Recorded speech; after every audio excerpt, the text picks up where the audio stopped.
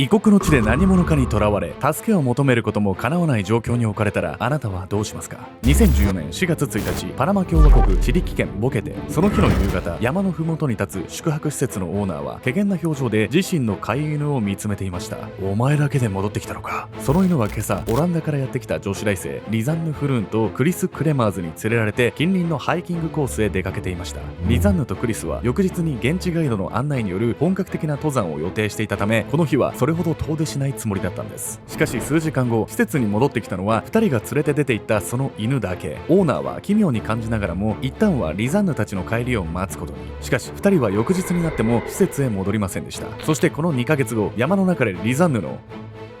足だけが入ったブーツが発見されるんです。山の中で失踪し足だけの遺体となって発見された女子大生。届かない SOS を送り続けていた彼女たちの身に一体何が。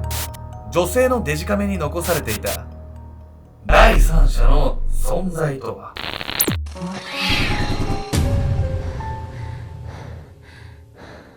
おそすけんちゃんです。いやみやみこんです。すいません、皆さん咳がね最初に出るぐらい最近思うことがあって。そんなに切羽詰まってんの？切羽詰まってないですよ。あ、そう。子供欲しいなと思って。突然言われると令和ロマンの漫才みたいになっちゃうから、いろいろ飛ばしてないってなっちゃうから。渡辺さん黙っても最強の名字渡辺だろ。あ、そういうことそう、その漫才。何？そのためには結婚とかいろいろ。結婚の前に付き合うなんですけど、まあ今その1フェーズも進んでない。じゃあいろいろすっ飛ばした上でいいや。なんで子供が欲しいの？本能だと思う。あなたの母性がうずいてる。僕動画でたびたび言ってますけど、僕ん家ってマジでとんでもないいい家庭だったんで荒れてて、今日ね掃除してたら昔の僕が 2,3 歳ぐらいの写真とか出てきて、うわこういう時代あったんだ。ああ、実家じゃなくてもあなたが今住んでるとこにあるの？そうそう、姉ちゃんに昔もらって家族っていいなって話。家族欲しいなみたいな。ああ、賑やかさが欲しくなってる。仕事めっちゃ頑張ってさ飲み会はとかじゃなくて、仕事は頑張んだけど、子供3人か2人ぐらいでさなんとなくさ旅行してえな。欲がねムクムクとね。そうそうそう、素敵じゃない。いいじゃないいいじゃない。じゃあまずは付き合わない。うるせえ。いや別に痛いとこ疲れた反応するんじゃないわよ。まあその通りでしょ。警戒心を解き放ち、もうちょっとオープンに生きてみようかなと思いました。いいんじゃない？よりオープンで。こういうこと言ってたらさ、コメント欄とかでさ、やみこさん本当は結婚してんでしょとかさ、意味わかんねえから。それは私も意味わかんないからやめてください。本当に夫婦漫才じゃないから。もう夫婦になっちゃってんじゃん。皆さんの中でお子さんいらっしゃる方いると思うんです。もちろん楽しいことだけじゃないっていうのはね、僕もね分かってるつもりなんですけど、ぜひねコメント欄とかでね、子供ができていい意味で変わったこととか、これは大変だったよみたいな、現実的にねみたいなことあればね、勉強させていただければと学ぼうとしている。今回ご紹介するのは有名な未解決事件の一つ、パナマ女子大生失踪事件について。オランダから観光に訪れた女子大生2人が姿を消し、2ヶ月後に足だけの遺体となって発見されるという非常に奇妙な事件なんです。なんで足だけなの？バラバラ殺人ってこと？それがですね、殺されたかどうかすらも現時点で分かっていないっていうんで奇妙なんです。この事件でね、女子大生2人に実際にね何が起きていたのかっていうのはまだ分かってないんですけど、だからこそ皆さんもこの動画を見ながら考えてみていただければと思います。事件の日、2人が挑戦したハイキングコースは失踪事件が起きるようなコースではなかったんです。それでも周辺のどこを探しても彼女たちは2ヶ月以上見つからなかったんです。帰らない2人。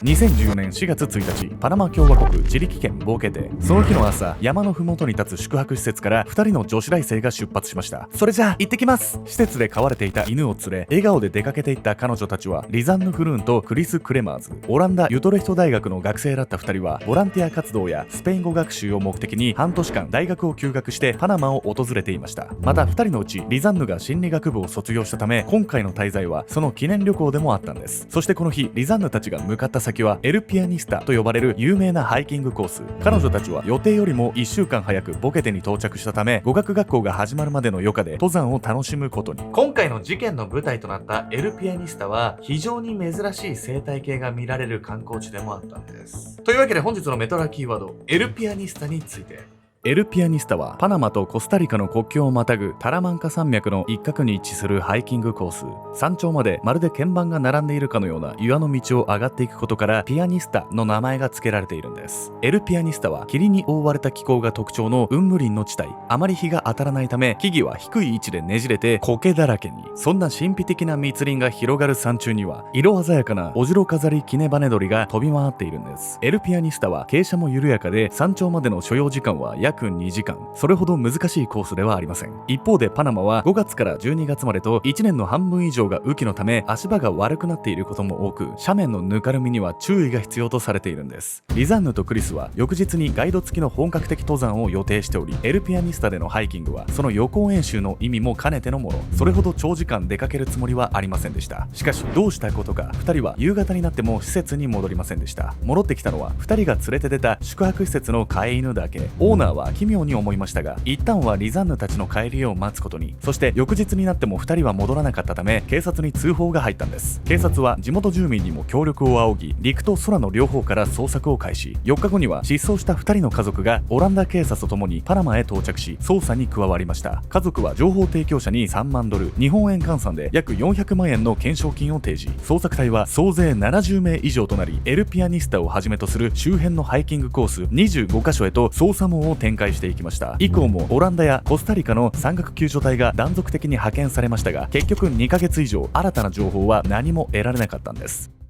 リザンヌたちが登ったハイキングコースってさ、片道2時間くらいなんでしょ、そんな広くないわよね。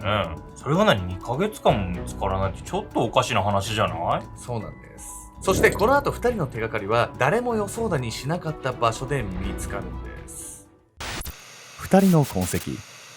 女子大生2人の失踪から2ヶ月後の2014年6月14日、ハイキングコースからは遠く離れた山中の河原で先住民ンゴベ族の女性があるものを発見。昨日はこんなのなかったわよね。女性が見つけたのは青いバックパック。彼女がそのバックパックを警察に届け出ると、それは失踪した女子大生の一人リザンヌの所持品であることが判明。バックパックが落ちていたその河原はリザンヌとクリスが姿を消したエルピアニスタから徒歩12時間はかかる場所。警察はバックパックがそこで見つかったことについて、増水した川に飲み込まれその河原まで流されたためと推測しますが、それにしては不可解なことが、そのバックパックの中身は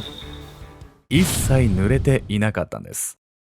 バックパックの中身は現金83ドル、リザンヌのパスポート、下着2枚、水のボトル1本、それにスマホ2台とデジカメ1台。それらが水没せずに無事だったことは川に流されたという見解とは明らかに矛盾していたんです。どういうこと？徒歩でさ12時間かかる場所に流されてるわけでしょ、それなのに全く濡れてないっておかしすぎるでしょ。川に流されたんじゃなくて、誰かがその場所にね運んだっていう可能性もあるんです。その後バックパックが発見された河原から数キロ離れた対岸では、クリスの所持品のデニムジーンズが圧縮袋に入れられた状態で発見されました。この他にも近隣で2人の手がかりが見つかる可能性が高いと踏んだ警察は、先住民ゴベ族の協力を得ながら周辺地域を捜索すると、バックパックの発見から5日後、リザンヌとクリスの遺骨のかけらが発見されたんです。そう、オランダからパナマまで駆けつけた家族の願いも虚しく、2人はとっくに亡くなっていました。計30点以上見つかった遺骨のうち、クリスのものは完全に白骨化した状態。一方でリザンヌはまた状況が違っていました。遺骨と一緒にリザンヌが当日履いていた登山用ブーツが見つかったのですが、そのブーツの中には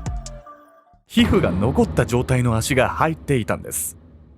回収された人骨のかけらは DNA 鑑定の結果、確かにリザンヌとクリスのものと判明。こうして失踪から約3ヶ月後の2014年6月24日、2人の死亡が正式に発表されるんです。その後の捜査の結果、2015年3月、オランダの捜査チームはリザンヌとクリスの死について、2人は崖から転落し事故死した可能性が高いと結論付けました。1年を通して降水量の多いエルピアニスタには山中にも多数の川が存在。雨季に訪れると危険な場所があると警告している現地住民もおり、2人はそんな自然の脅威に飲み込まれてしまったと考えられたんです。確かにさ、山の中でさ遺骨となって発見されたってことは、崖から落ちてそのまま遭難したみたいな説は結構有力な感じがするよね。だとしても徒歩で12時間かかるところに流されてたとかさ、それ全く濡れてなかったっていう謎は解決できてないわよね。まさにそこなんですよ。警察はね事故なんじゃないかって言ってるんですけど、別の見方によっては絶対事件性高いよねっていう人もいるんです。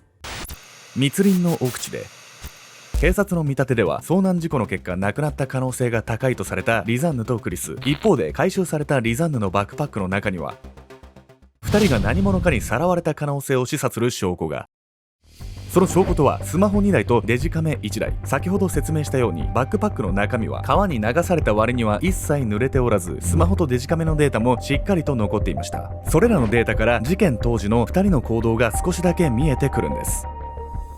2014年4月1日、宿泊施設を出発したリザンヌとクリスは数時間をかけ山道を登り、山頂の見晴らし台ミラドールまで到着しました。最高、いい天気でよかったね。2人はそう言って笑い合いながら山頂で記念撮影。特にリザンヌは運動神経が良く、登山が趣味だったこともあり、ガイドなしのハイキングも順調に進んでいるように見えました。しかしそれは2人が下山し始めしばらく経った頃のこと。どうしよう、一体どっちへ行ったら元の道へ戻れるの？リザンヌとクリスは明らかに観光客用の登山道とは異なる場所へ迷い込んでいました。ゴツゴツとした岩が転がるその道はもはや道と呼べるかも怪しいほど、周囲は崖に囲まれ、苔に覆われた植物たちが不気味な雰囲気を醸し出していました。2人はガイドが把握している範囲を超え、先住民にしかわからないジャングルの奥深くまで足を踏み入れてしまったんです。この後リザンヌたちはパナマの緊急番号へ電話をかけようとしましたが、その場所では電波も届きません。その後リザンヌとクリスは数日間計77回にわたってパナマとオランダの緊急番号に電話をかけ続けましたが、いずれもつながることはありませんでした。そうしているうちにリザンヌのスマホがバッテリー切れに。以降はクリスのスマホでこまめに電源を落としてバッテリーを節約しながら電波が届く場所を探していたようなんです。ここまでの話だと崖から転落し遭難したという警察の見解に矛盾はありません。しかし問題はこの後のこと。失踪から5日後の4月6日、2人の行動に明らかな異変が現れるんです。この日もクリスのスマホには操作された形跡がありました。ところがこの時彼女はなぜか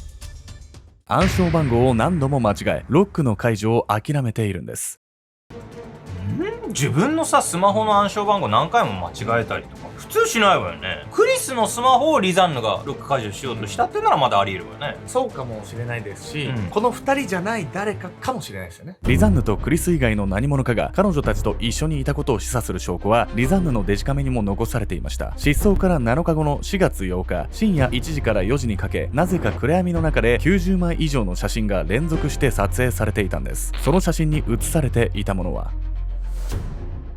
2014年4月8日の深夜、リザンヌは必死に息を殺しながらポケットに忍ばせたデジカメを取り出し、もう何度もシャッターを押していた。あいつらを警察に突き出すために証拠を残さないと。彼女の隣には顔にひどい怪我を負った友人クリスが、リザンヌは傷ついた彼女の姿も確かにカメラに収めていた。絶対生きて帰ろうね、だってまだやりたいことがたくさんあるでしょ。クリスにしか聞こえないほどの小声でリザンヌは彼女にそう語りかけた。カフェのバイトで出会い、意気投合してルームシェアを始めた2人はもはや家族同然の中、アマチュア劇団の活動に奮闘しながら美術史の大学院にも進もうとしていたクリスのことをリザンヌは誰より応援していた。こんなところで死んじゃいけない、絶対に生きて帰るのよ。彼女が改めてそう決意を固めたその時だった。何それ、デジカメいいもん持ってんじゃねえか。背後からかけられたその声にリザンヌは背筋を凍らせる。やばい、戻ってきた。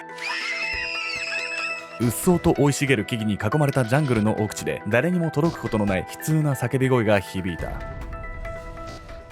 リザンヌのデジカメに残されていたのは、こめかみ付近に怪我を負ったクリスの頭部の写真とバックパックから取り出された荷物が岩の上に並べられている写真。それは2人が何者かに囚われ荷物を物色されている場面には見えないでしょうか。さらにこのデジカメには思わず血の気が引いてしまう事実がまだ隠されていたんです。リザンヌのデジカメで撮影された最後の1枚は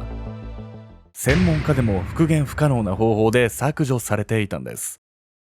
もし第三者によって削除されていたとしたら、その写真にはその人物につながる重要な証拠が写っていたのかもしれません。また実のところバックパックが発見された現場周辺で見つかった30点以上の遺骨にはリザンヌとクリス以外にも3人分の身元不明の人骨が含まれていたんです。それらの人骨が意味することとは。身元不明の遺骨ってさ、クリスとリザンヌ以外にも捕まってた観光客がいるかもしれないってこと？そういう風にもね、想像はできますよね。